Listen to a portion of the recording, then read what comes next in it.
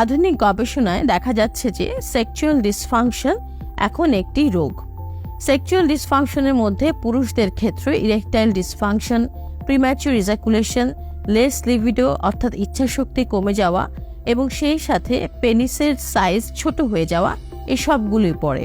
বিভিন্ন রোগের থেকে এই ধরনের প্রবলেম কিন্তু তৈরি হয়, যেমন শরীরে হরমোনাল ইমব্যালেন্স হলে ইচ্ছাশক্তি হ্রাস পায়, ডায়াবেটিস থাকলে মাসেল ওয়েস্টিং থেকে পেনিসের সাইজ ছোট হয়ে যেতে পারে, অন্য কোনো ভাস্কুলার ইস্যুস থাকলে পেনিসের ব্লাড ফ্লো খারাপ হয়ে যাওয়ার দরুন ইরেকটাইল ডিসফাংশন হতে পারে এবং অতিরিক্ত স্ট্রেস থাকার দরুন প্রিম্যাচুর ইজাকুলেশন হতে পারে।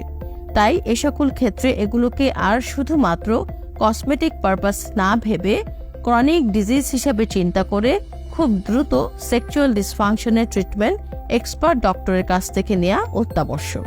ধন্যবাদ।